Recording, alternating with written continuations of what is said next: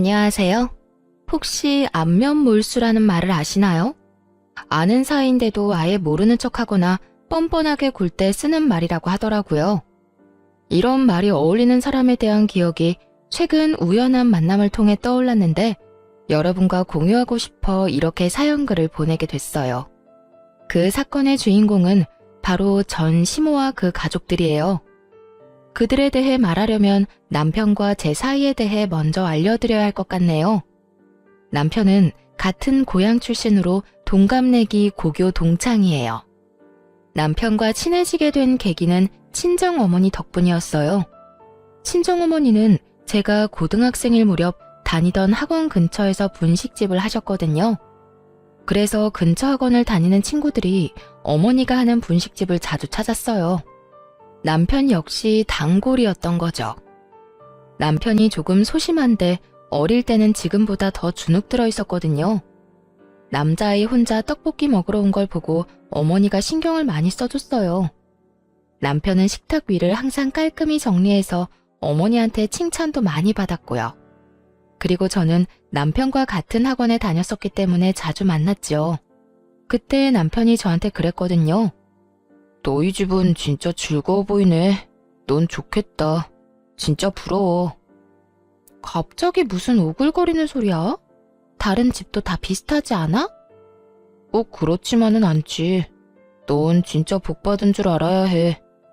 나중에 알게 됐죠. 남편이 집에서 차별을 많이 당했다는 걸요. 알고 보니 재혼 가정이었는데 계모가 남편을 어릴 때부터 많이 차별했대요. 드라마에나 나오는 이야기라고 생각했는데 직접 들으니 참 마음이 안 좋더라고요. 계모의 아들인 남동생은 새 것만 들고 다니는데 남편은 늘 같은 걸 들고 다녔고요. 밥도 제대로 못 얻어먹는지 매번 우리 분식집에서 배를 채우더군요. 화목한 우리 집을 보며 부러움을 느끼는 남편이 측은해서인지 관심이 가기 시작하고 점점 마음을 키워갔던 것 같아요. 그렇게 대학 들어가서 연애를 시작하고 직장인이 된 후에 결혼을 하게 됐죠. 내가 이 사람을 행복하게 해주고 싶다고 생각했어요. 그런데 시댁이 참 정글 같은 곳이더군요. 일단 시부는 저를 엄청 좋아해 주셨거든요. 그래, 어릴 때부터 봐온 사인이 참 좋구나. 사부인께서는 잘 계시지? 네가 며느리가 돼서 얼마나 기쁜지 모른다. 게다가 대학병원 간호사가 내 며느리인 게 얼마나 자랑스러운지 친구들한테 자랑도 많이 하고 다녔지. 그런데 허허 웃는 시부의 말이 끝나자마자 시모가 날카롭게 받아치더군요. 의사도 아니고 꼴랑 간호사인데 뭐가 그렇게 자랑스러워요? 세상에 자랑할 게 그렇게 없어요. 당신 둘째 아들이 데려온 며느리가 얼굴이랑 행동이 이쁘지. 첫째는 영 뻣뻣하고 이물도 별로라 내 마음에 들지가 않는데. 당신 제발 마음 좀 곱겠어. 애들 앞에서 이게 무슨 추태야? 추태는 무슨 추태예요. 그리고 당신 진짜 이럴 수 있어요? 결혼을 같은 해에 하는데 왜 첫째한테 돈을 더 많이 줘요? 둘째는요? 둘째가 여태 사업한다고 가져간 돈은 생각 안 해? 첫째는 평생 돈 달라고 한 적이 한 번도 없잖아. 아무리 발이 안으로 굽어도 그건 아니지. 사업하는데 돈이 필요한 걸 그럼 어떡해요? 어쨌든 둘째도 첫째만큼 지원 안 해주면 가만히 안 있을 테니까 그렇게 알아요. 저 말이 나오면 그때부터 남편의 순환 시대였죠. 시모가 쓸데없는 일로 남편 불러내고 고생시키고 말도 아니었거든요. 그런데 결혼을 하고 나니 제가 타깃이 되더군요. 저야 대학병원 간호사라 3교대로 일해서 바빠 죽겠는데 그런 치사한 괴롭힘에 어울려줄 시간이 없었어요. 남편에게도 시모가 무슨 일 시키면 바쁘다고 하라고 말해뒀고요. 그저 시부가 시키는 일만 잘하라고 했어요. 그렇지만 항상 화를 피해갈 수 있는 건 아니었어요. 명절 때마다 음식을 모두 혼자서 해야 했거든요. 시모가 동서와 저한테 시키겠다고 했지만 사실상 저에게만 다 맡겼으니까요. 형님, 이것도 좀 치워주세요. 무슨 주방이 이렇게 더러운지. 좀 치워가면서 해요. 살림 안 해본 티가 나네. 그리고 간도 좀 더 하시고요. 이렇게 맛없으면 아무도 안 먹어요. 시모를 등에 업고 동서는 사람 좋은 얼굴로 온갖 일을 다 시켜댔어요. 그럼 집에서 쉬는 동서가 일 좀 해. 나한테 시키지 말고. 그리고 아버님 몸 안 좋으신 거 몰라? 간 세게 했다가 아버님 병원 가시면 동서가 수발 들 거야. 무슨 말을 그렇게 하세요? 전 그냥 맛없다고 한 것뿐이죠. 그리고 지금 저 일 안 한다고 무시하세요? 제가 남편한테 얼마나 신경을 많이 쓰는데요. 그럼 좀 가서 도련님한테 신경이나 쓰든가. 왜 입으로 혼수나 둬? 미리 말하지만 여기 아버님도 같이 계신 거 알지? 아버님 이야기를 꺼내면 동서의 기세는 물을 뒤집어 쓴 불꽃처럼 사그라들었어요. 아무리 시모의 위세가 대단해도 아직까지 이 집안의 보스는 시부니까요. 시부가 평소에는 유약했지만 첫째 며느리인 절 건드리는 걸 가장 싫어하셨거든요. 부모님이랑도 잘 아는 사이셔서 잘 지낼 수 있도록 최대한 배려해 주셨고요. 그럼에도 5년 동안이나 혼자서 조용히 명절 음식을 다 한 건 저 나름대로 다른 노림수가 있어서 그랬던 거예요. 이 정도면 됐다 싶은 기간이 딱 5년이었거든요. 모두가 나 혼자 일을 다 하고 있다는 걸 알만한 시간. 5년이 지나자 저도 슬슬 본색을 드러냈죠. 어머님, 아버님, 이번 추석에는 제가 전날에 음식하러 못 올 것 같아요. 여태까지는 사정해서 당직을 빠졌는데 다른 사람들 일정을 무시할 수가 없어서요. 로테이션으로 돌아가며 일정 잡는데 저만 매번 명절에 빠질 수는 없잖아요. 즉, 명절 전날에 일하러 가야 해서 시댁에 못 온다고 못 박아버린 거죠. 그런 게 어디 있니? 네가 없으면 어떡하라고? 어머님도 참, 며느리가 저 하나뿐인 것도 아닌데 무슨 걱정을 하세요. 동서 혼자서도 잘할 거예요. 전업주부라 살림도 남편 내조도 잘하는 동서가 설마 제사 음식 하나 못하려고요?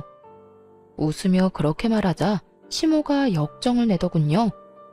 아니, 여태까지 잘 빼줬다가 왜 이번부터는 안 된대? 너 그냥 음식 안 하고 싶어서 일한다는 거 아니니? 어머님, 대학병원에 일하는 사람이 얼마나 많은데요. 저만 계속 그 날짜에 빠질 수가 없어요. 다른 사람들도 생각해야죠. 그래, 그건 새아기 말이 맞다. 며느리가 둘이나 있으니 이번에는 둘째에게 시켜보자. 첫째 혼자서도 그만큼 했는데 둘째라고 못하겠어? 그렇지? 시부가 그렇게 얘기하자 동서는 말도 없이 우물쭈물하기만 하더군요. 우더러니 시키니 안 된다 말은 못하겠고 중간에서 곤란하겠더라고요.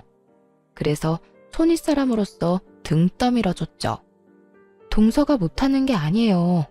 어머님이 워낙 동서를 아끼시니 그간 실력을 볼 기회가 없었던 것뿐이죠.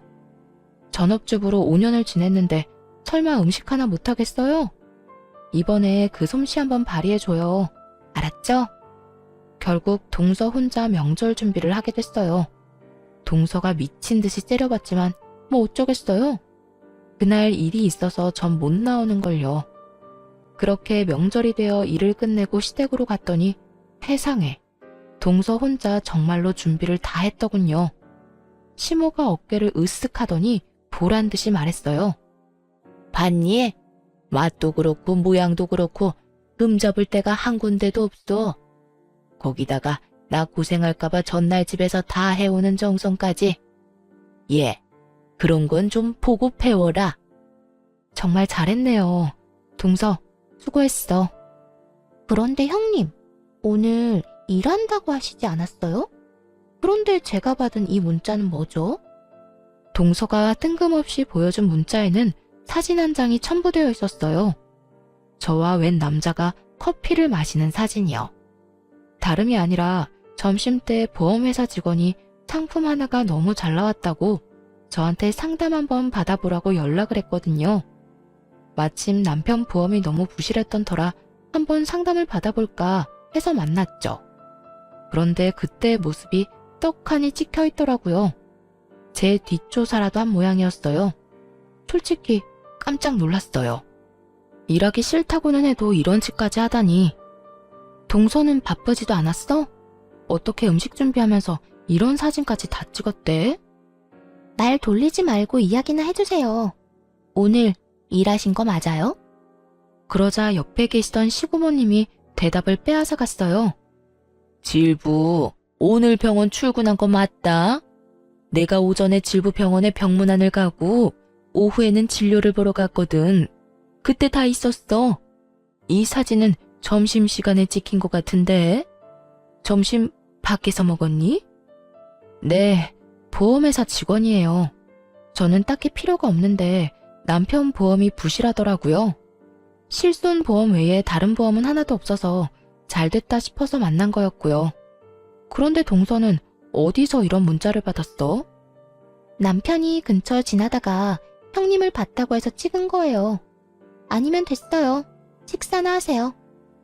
트집을 잡으려다가 시부모님이 편들어주자 아무 말 못하고 식사나 하라더군요. 그렇게 식사를 하다가 중간에 나서서 말했어요. 그런데 동서, 솜씨가 정말 좋다. 너무 맛있는데? 그렇지 않아요, 아버님? 그래, 둘째 며느리가 생각보다 요리 솜씨가 굉장히 좋구나. 고모님도 맛있으시죠? 그래, 첫째 질부한테는 좀 미안한 말이긴 한데 둘째 솜씨가 굉장히 좋아. 간도 딱 좋고. 저한테 미안하실 게 뭐가 있어요. 사람들한테 맛있다는 말을 들으니 동서도 기분이 좋은 모양이더군요. 덩달아 옆에 있던 시모도 자신만만한 표정으로 저를 쳐다봤고요. 그 모습이 너무 웃겨서 그저 웃었어요. 그리고 이렇게 말해줬죠. 그럼 앞으로는 동서가 음식 준비하면 되겠네. 사실 내가 요리를 너무 못해서 항상 죄송하고 민망했거든. 동서 요리 솜씨가 이렇게 좋은데 그걸 뭐하러 썩혀? 그냥 명절마다 이렇게 다른 사람들도 즐길 수 있도록 하면 될 것 같아. 제가 왜요? 이때까지 형님이 다 하셨잖아요. 어른들께서도 동서 솜씨가 참 좋다고 하시잖아. 좋은 솜씨 그렇게 썩히는 거 아니야. 그리고 아버님, 어머님, 다음부터는 명절 전후로 빠지기가 조금 힘들 것 같아요. 제가 진급을 해서 쉬는 날 빠지기가 곤란해졌어요. 동서가 음식도 잘하고 이렇게 다들 좋아하시니 양해를 좀 구해볼게요. 괜찮죠? 뭐 그렇게 바쁘다고. 집안일에 도움 안 되는 너보다 둘째가 훨씬 낫구나. 그럼 그렇게 해라. 너희 시아버지도 둘째 솜씨를 더 좋아하시니. 시부에게 이참에 잘 보일 생각이었는지 시모가 웬일로 허락을 하더군요. 저야 그저 웃음이 날 뿐이었죠. 뒤에 있는 동서 표정이 썩는 것도 모르고 자기 마음대로 결정해버렸으니 그때 동서가 급하게 대화에 끼어들더군요. 왜 그래? 동서, 할 말 있어? 네. 그게 사실 이번에 준비해온 음식들 반찬 가게에서 다 산 거예요. 눈을 찔끔 감고 말하는 동서를 보니 진짜로 웃음이 터질 것 같았어요. 참으려면 허벅지를 꽉 꼬집어야 할 정도였죠. 뭐라고? 그게 너무 힘들었단 말이에요. 혼자서 제사 음식을 어떻게 다 해요? 저도 어쩔 수 없이 그랬던 거라고요. 사실 동서가 음식을 샀든 진짜 했든 저는 상관없었어요. 어차피 다음 명절부터는 음식 준비를 안 할 테니까요. 그런데 시모에게는 청천벽력 같은 말이었나 봐요. 믿었던 도끼에 발등 찍힌 기분이지 않았을까요? 역시나 시모 표정이 완전 귀신처럼 흉악해지더군요. 정신 나갔어? 어떻게 제사 음식을 사놓고 직접 했다고 속일 수가 있어? 아무리 아끼는 며느리라도 이런 상황에서는 미운 모양이었어요. 어머님, 잘 드셔놓고 왜 이제 와서 화를 내세요? 화를 안 내게 생겼어? 못할 것 같으면 못하겠다고 말을 했었어야지. 어디서 사서 가져와 놓고 네가 했다고 거짓말을 해? 가족들 앞에서 날 거짓말쟁이로 만드니 기분 좋니? 도대체 애가 생각이 없어 넌? 동서가 시모에게 먼지 한 톨 남기지 않고 털리고 있는데 시고모님이 말하더군요. 옳게 애 그만 잡아요. 힘든 것도 사실이지. 그간 첫째 질부 혼자서 얼마나 힘들었는지 잘 알게 됐으니 좀 바꾸는 게 어때요? 이렇게 반찬 가게에서 사 먹는 거 난 나쁘지 않은데? 넌 어떻게 생각하니? 저도 뭐 괜찮네요, 누님. 안 그래도 매번 첫째 아가 혼자 고생하는 거 보고 마음이 쓰였는데 다음부터는 그냥 음식 사서 제사 지내도록 하자. 다들 그러시다면 어쩔 수 없죠. 결국 시모는 어쩔 수 없이 모두의 의견에 동의할 수밖에 없었어요. 동서를 밀어주려 했는데 그간의 제 노고만 빛났으니 얼마나 속이 쓰렸겠어요. 마지막에는 저만 그동안 고생 많았다는 말을 들으며 그날 하루가 끝났죠. 동서는 그 뒤로도 시모에게 그 일로 계속 욕을 먹더군요.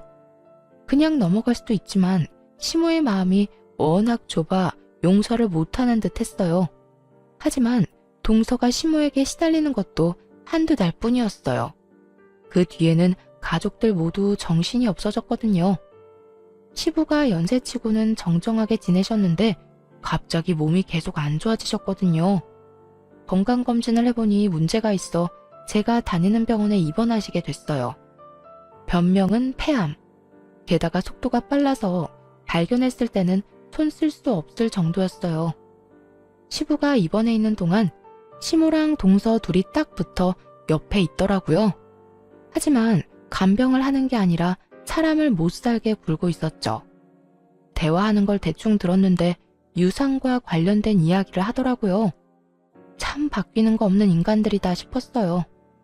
시부 재산이라고는 시댁 집뿐이고 돈도 어차피 치료비에 거의 다 쓰일 텐데 뭐가 그리 급한지 누워있는 사람을 괴롭히더군요.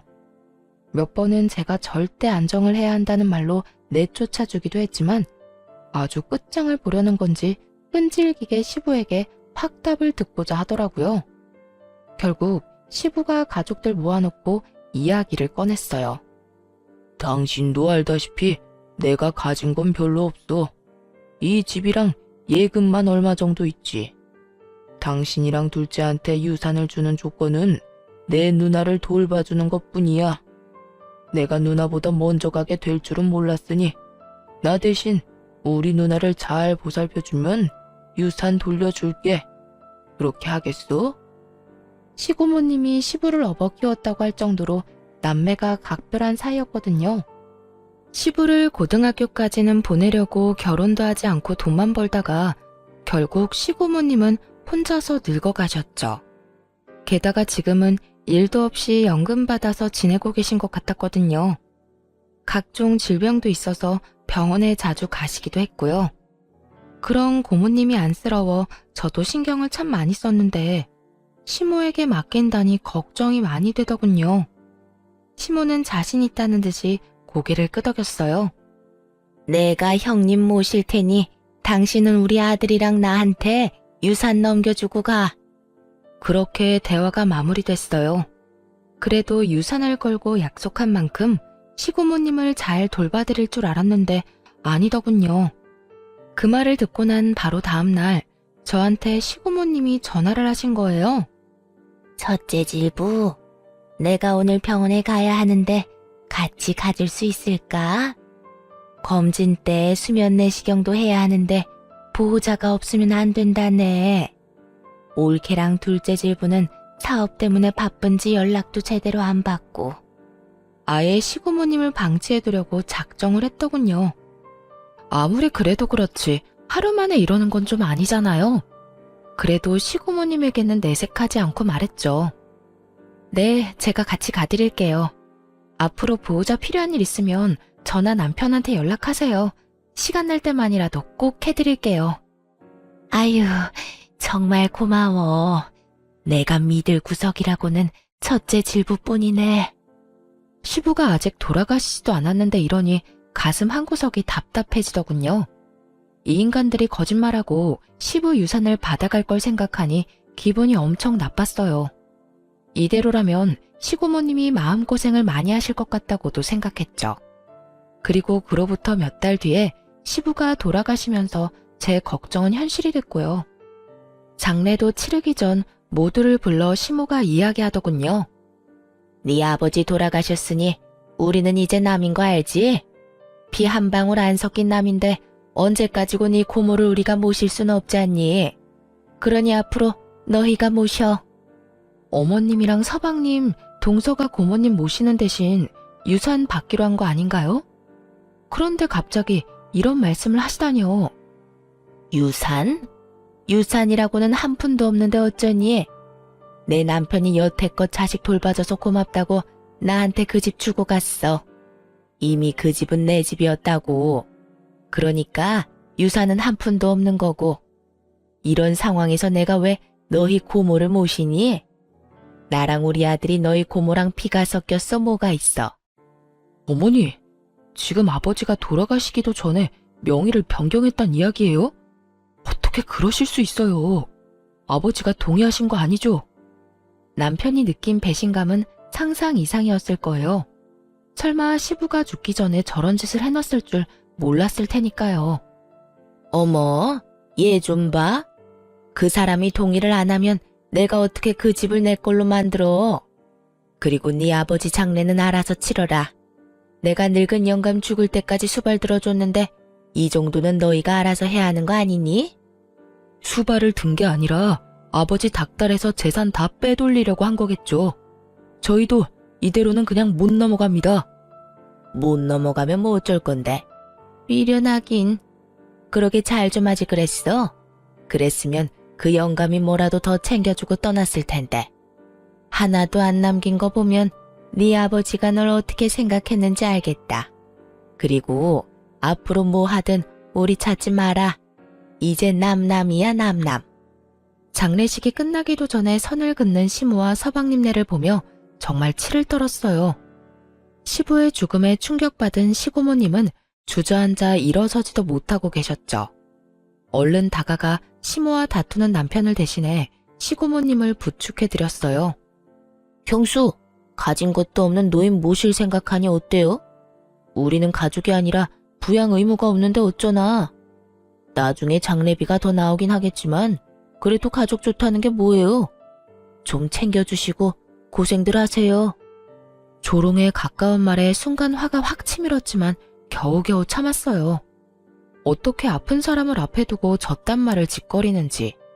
게다가 시부가 돌아가신 지 하루도 안 됐잖아요.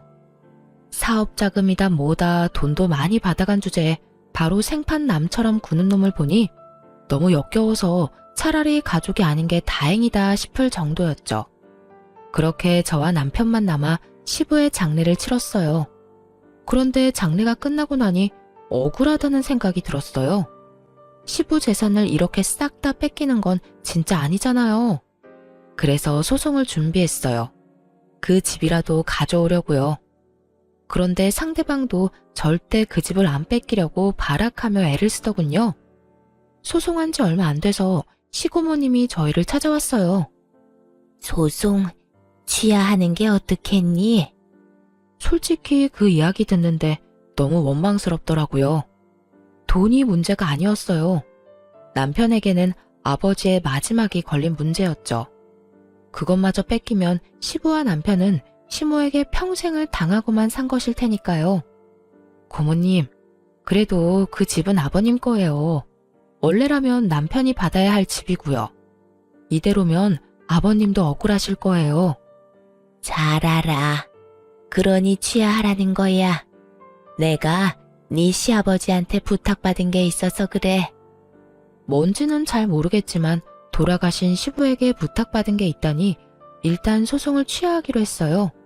그러자 시모와 서방님이 찾아왔더군요. 그래, 잘 생각했다. 그러게 패할 소송을 왜 하니? 변호사가 딱 봐도 너희가 질 것 같다고 한 거니? 그래서 소송 취하한 거야? 이렇게까지 캐묻는 이유는 단순했어요. 자기들이 변호사에게 좋은 소식을 듣지 못한 거죠.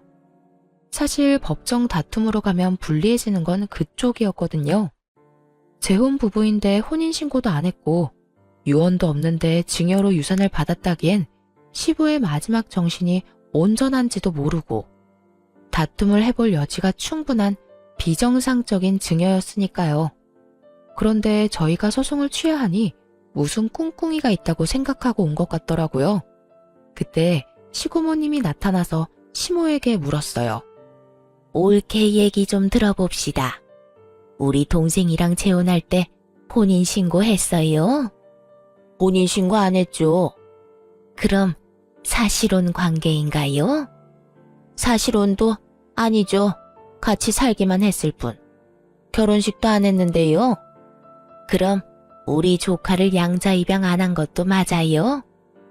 혼인신고도 안 했는데 입양을 왜 해요?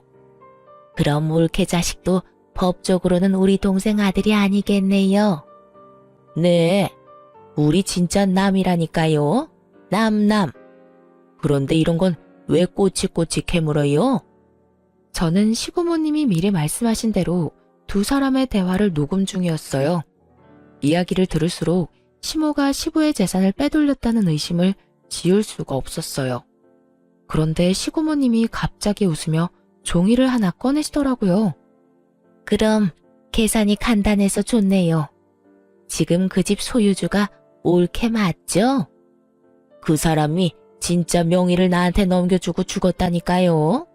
그런데 이게 뭐야? 시고모님이 건넨 서류를 슬쩍 훑던 시모가 깜짝 놀라 소리를 꽥 지르더군요. 내가 그 집 소유주한테 그 집을 담보로 돈을 빌려줬어요. 이건 그 차용증이고요. 그런데 돈을 갚지 않은 채 그 집이 그쪽으로 넘어갔으니 당신이 갚아야겠네요. 시부가 빌린 돈은 거의 1억에 가까운 금액이었어요. 게다가 돈을 못 갚으면 집을 주겠다는 조항이 떡하니 적혀 있었죠. 거짓말이지? 가족끼리 돈 빌린 일에 이런 건 소용없다고. 가족끼리라도 차용증 쓰면 당연히 법적 효력 있는 건 몰랐어요. 근데 동생도 참 너무하네. 그 집 받을 때 아무 설명도 못 들었어요? 시모는 아무 말 못하고 손톱만 질근질근 물어뜯더군요. 딱 보니 시부 허락 없이 집을 가져간 티가 났어요. 완전히 얼굴이 파랗게 되어서 했던 말만 되풀이 하더라니까요. 거짓말이야. 이럴 리 없어. 이거 가짜죠? 가짜니까 여기서 이러지. 이게 진짜였으면 소송할 때 이야기했으면 되잖아. 그렇게 의심되면 확인해 봐요. 그거 변호사 공증 받은 거거든요. 그 말이 끝나기도 전에 시모가 서류를 쫙쫙 찢어버렸어요. 이런, 원본은 당연히 변호사가 가지고 있어요. 그러니까 사본은 얼마든지 찢어도 상관없어요.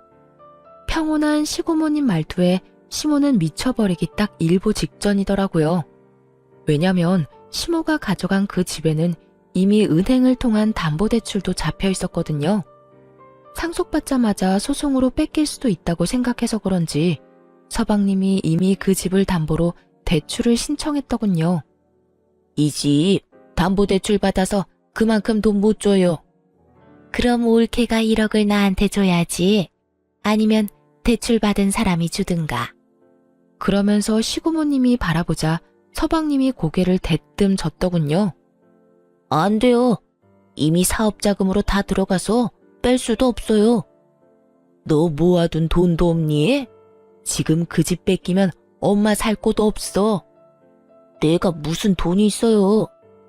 넌 돈도 한 푼 없는 애가 무슨 사업을 하겠다고 난리야. 그리고 그 돈은 보관만 하기로 한 거잖아. 그런데 그걸 냅다 다 썼다고? 언제 망할지도 모를 사업에? 이제 시모와 서방님이 아주 박 터지게 말다툼을 하더군요. 어쨌든 난 돈 없으니까 엄마가 알아서 해요. 엄마는 이런 것도 안 알아보고 도대체 뭐 한 거예요? 그렇게 아들이 못 준다고 버티는 통에 결국 시모는 집을 팔아서 마련해야 했어요.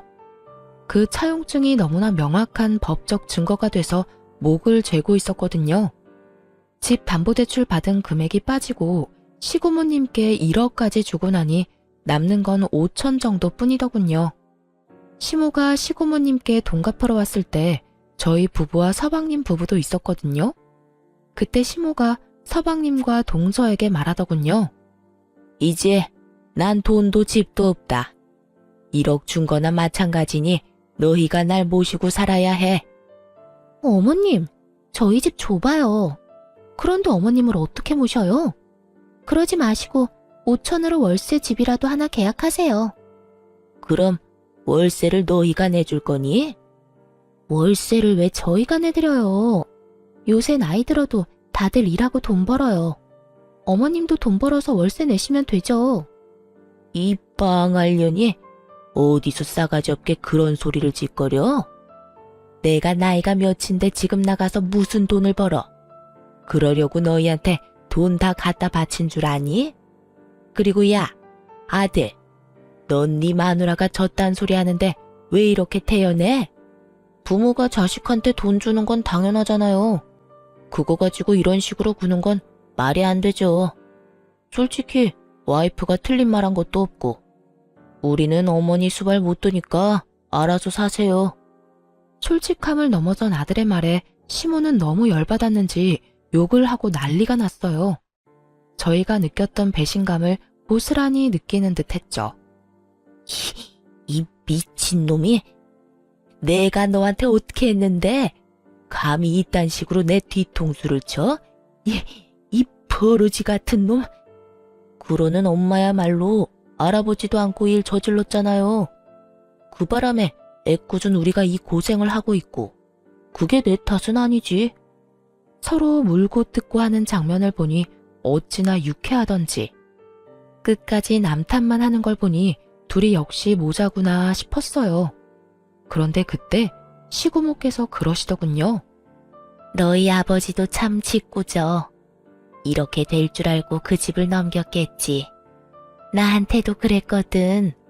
너희 엄마가 날 아예 신경도 안 쓰면 이 차용증으로 혼내주라고.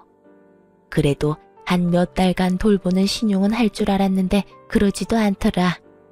날 잘 돌보는 사람한테 유산 넘겨주라고 했는데 남남이란 쪽은 신경 꺼도 되겠지? 자, 이 1억은 너희 거야. 소송 취하하기 잘했지? 뭐하러 귀찮게 소송을 해? 이렇게 쉬운 방법이 있는데. 시고모님은 1억을 시모가 보는 앞에서 바로 남편에게 넘겼어요. 그걸 보고 있던 시모와 서방님 얼굴이 진짜 볼만하게 일그러지더군요. 우와, 아버지 진짜 사람 뒤통수를 이렇게 친다고? 뒤통수는 서방님, 아니 그쪽이랑 그쪽 어머니가 쳤겠죠. 아버님은 그거 미리 예상하고 막아두신 거고. 아버지라는 말 입에 담지도 마세요. 남이라면서. 남의 아버지를 왜 자기 아버지를 해? 정신 나갔어요? 매섭게 쏘아붙이자 서방님은 말도 못하고 빤히 쳐다만 보더군요. 왜요? 내가 틀린 말 했어요?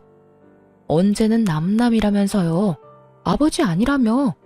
피 한 방울 안 섞였다며. 형수, 진짜? 누가 당신 형수야? 한 번만 더 형수라고 불러봐요. 가만 안 둘 테니까. 확실하게 선을 긋자 서방님이 어이없다는 표정으로 보더군요. 제가 이렇게까지 맞설 줄은 몰랐나 봐요. 옆에 있던 시모는 시모대로 억울한지 시부 욕을 마구 해대더군요. 이 썩을 놈의 양반이 나한테 썩은 고기를 줬다 이거지? 내가 이대로 넘어갈 줄 알아? 절대로 못 참아. 너희들이 왜 그 돈을 가져가는 거야? 돈 다시 돌려내. 그 사람 배우자인 내가 돈을 받아야지. 본인 입으로 사실혼도 아니라고 했으면서 내가 괜히 다 녹음해둔 줄 알아? 이렇게 한 입으로 두말할까봐 그런 거야. 몰래 동생 재산 빼돌려 놓고는 뭐? 가족이 아니야? 그래 놓고 이제 와서 가족이라고? 에라이 천벌받을 인간 같으니. 계속 이런 식으로 나오면 나도 가만히는 안 있어. 경찰에 신고해서 콩밥 먹도록 만들어줄까? 정신없는 사람 이용해서 재산 빼돌렸다고? 시고모님이 벼락같이 소리치자 시모는 구시렁거리며 자리를 떠날 수밖에 없었어요. 그 인간들 떠나는 모습을 보면서 시고모님이 그러시더군요.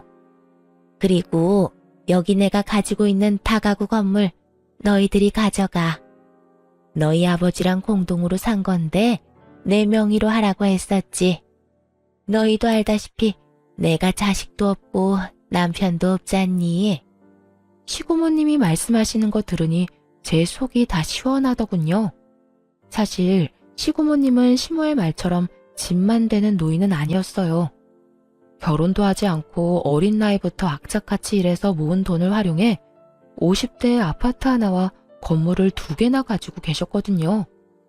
저희에게 주신 다가구 건물 제외하고서도 말이죠.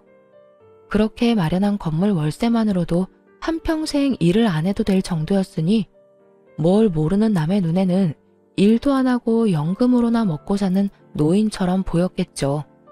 게다가 워낙 검소하셔서 더욱 그렇게 보였을 테고요. 시모는 그 허름해 보이던 시고모가 사실은 복권이라는 걸 전혀 몰랐던 거예요. 알았다면 저희한테 떠넘겼겠어요? 끝까지 물고 늘어지려고 했겠죠. 나도 이제 나이가 들어서 건물 관리를 너희한테 맡길까 싶어. 질부가 예전에 일하는 거 힘들다고 했지? 어때? 나 대신 건물 관리 해볼래? 나중에 물려받으면 관리하기 더 쉬울 거야. 쓸데없이 고민을 길게 하지 않았어요. 나중에 받아놓고 관리 못해서 날리는 짓은 안 하고 싶었거든요. 네, 제가 관리해 볼게요. 그럼 조카 명의로 할 다가구 주택이랑 내 상가 2채는 질부가 관리해줘. 내일부터 나랑 같이 다니면서 얼굴 도장 찍자. 그렇게 시고모님 따라 열심히 배웠어요. 1년 정도 열심히 하니 그제야 여유가 생기더군요. 그렇게 2년을 더 관리인이자 건물주로서 일하는데 어느 날 정말 깜짝 놀랄 만한 우연을 맞닥뜨렸어요. 남편 명의의 다가구 건물 중 원룸 계약을 원하는 사람을 만나러 부동산에 갔거든요. 그런데 거기서 전 시모와 마주친 거 있죠? 전 시모가 제 얼굴을 보더니 깜짝 놀라 소리를 치더군요. 네가 왜 여기 있어? 너 내 뒷조사하니? 제가 왜 아주머니 뒷조사를 해요? 안 그래도 얼마나 바쁜데. 원룸 계약하러 오신 거 아니에요? 1층? 그거 제 남편 건물이거든요. 저는 관리인이고요. 그 이야기 듣자 갑자기 눈이 확 돌더니 전 시모가 저한테 달려들었어요. 야, 너 바른 대로 말해. 이 건물 네 시아버지가 빼돌린 거지? 우리 모르게 건물 가지고 있었던 거지? 어쩐지 그 짠돌이 같은 영감이 너무 아무것도 없기는 했어. 이거 다 사기인 거 알아 몰라? 내가 소송해서 다 되돌려 놓을 거야. 소송이요? 아주머니가 무슨 자격으로 소송을 하세요? 잊으셨어요? 본인 입으로 제 시아버지랑 아무 관련 없다고 말씀하셨잖아요. 혼인신고도 안 했다. 사실혼도 아니다. 첫째를 양자 신청도 안 했고 아주머니 자식도 시아버지 자식 아니라면서요. 그런데 도대체 어떤 자격으로 소송을 한다는 말이세요? 제 말에 전 시모가 순간 말을 못 잇더군요. 그럴 수밖에요. 그때 시고모님 부탁으로 전부 다 확실하게 녹음해놨으니까요. 원본이 아직도 저한테 있는데 소송한들 법원에서 받아줄 리도 없고요. 그래도 내가 저를 키운 정이 있는데 어떻게 그놈이 그럴 수가 있어? 이런 식으로 아버지 재산 빼돌려서 내 뒤통수를 치다니. 아이고, 억울해서 못 살겠네. 신세 한탄을 시작한 전 시모를 보며 피식 웃어주고는 말했죠. 그러게, 처음부터 고모님한테 잘 좀 하시지 그랬어요. 그 재산들 다 아버님이 고모님한테 맡겨두셨더라고요. 결과적으로는 저희가 좋게 됐죠. 아주머니가 대박 복권이나 다름없는 고모님을 저희한테 맡겨주셔서요. 그렇다고 고맙다는 뜻은 아니에요. 아버님 부탁 다 무시하고 욕심내다가 이렇게 된 거면서 뭐가 그렇게 억울해요? 그럼 억울하지 안 억울해? 네 시아버지 그 인간이 내가 자기 누나 안 돌볼 거 알고 미리 손 쓴 거였어. 그걸 알았으면 이런 짓을 했겠어? 그러니까요. 자기가 잘못된 선택을 해놓고 왜 남 탓을 해요? 대신 사랑에 맞지 않는 아드님이랑 며느리 덕 좀 보세요. 그런데 그것도 쉽지 않나 봐요. 혼자서 월세방 계약하려는 거 보면. 그 놈은 인간이 아니야. 내가 그렇게 집 뺏기니까 본색 드러내고 나를 버려버리더라고. 게다가 사업하다 다 말아먹고는 나한테 와서 들러붙잖아. 아들놈이고 며느리고 일은 안 하고 밥만 축내는데 그러잖아도 늙어서 아들이랑 며느리 먹여 살리는 것도 힘든데 월세 보증금까지 뺏기면 못 버티겠다 싶어서 말도 안 하고 돈 빼서 나온 거야. 그놈들 지금쯤 나 찾으려고 눈에 불을 켜고 있을 거다. 그간 있던 일을 하소연하는 전시모를 보며 너무 웃겨서 죽을 뻔했어요. 그러다가 꼭 한마디는 해주고 싶어서 말했죠. 아주머니는 자식 탓할 거 없어요. 본인이 스스로 뿌린 거 모두 거둔 것 뿐이잖아요? 자식은 거울이라고 하죠. 어때요? 본인이랑 똑같은 자식한테 당해보니. 그리고 그동안 남편이 당한 것도 떠올라 말해줘야겠다 싶었어요. 그러게 처음부터 마음을 곱게 썼으면 이런 꼴은 안 받겠죠. 제 남편은 참 착한 사람이라 은혜를 입으면 간도 쓸개도 다 빼줄 사람이거든요. 지금은 부모님이 안 계셔서 대신 처가에 얼마나 잘하려고 애쓰는지. 얼마 전에는 부모님 모시고 해외여행까지 다녀왔으니 말 다 했죠. 구구절절 다 맞는 말이라 전 시모는 아무 말 못하고 한숨만 푹푹 쉬더군요. 마음만 곱게 썼다면 자신이 누릴 수도 있었을 거라 생각하는지 더 후회스럽고 짜증이 난 것처럼 보였어요. 계약은 안 하는 걸로 할게요. 나중에 안 나가겠다고 할지도 모르고 보호자가 와서 난리칠지도 모르잖아요. 이 위험이 뻔히 보이는데 계약을 하는 건 좀 무리네요. 너 정말 1억이니? 그래도 우리가 한때는 가족이었는데. 야박하게 굴지 말고 좀 해주렴. 이 근방에서 여기가 제일 저렴하고 깨끗하던데. 가족? 우리가 언제 가족이긴 했나요? 대놓고 사람 차별하고 괴롭혀놓고 이제 와서 아쉬우니까 가족 운운하지 마세요. 본인 입으로 아무런 관련 없는 사람이라고 했으니 엮일 생각하지 마시고요. 그렇게 대놓고 핀잔을 주자 전 시모는 결국 계약도 못하고 떠났어요. 나중에 그 이야기를 전해드리자 시고모님이 엄청 웃으시더군요. 그 자리에 없었던 게 너무 아쉽다면서요. 하긴 동생을 배신한 그 사람이 패가망신하는 모습을 정말 보고 싶으셨을 거예요. 착한 사람들이라 자기 마음대로 주물럭거릴 수 있을 줄 알았는데 마음 곱게 안 쓰다가 결국엔 크게 당해서 아무것도 없이 버려진 전 시모. 그런데도 아무도 불쌍히 여기지 않는 걸 보면 자업자득이라는 말이 딱 어울리겠네요. 오랜만에 악연을 만나고 그때가 떠올라 사연 써봤는데 잘 들으셨나 모르겠네요. 모두들 행복하고 즐거운 하루 되세요.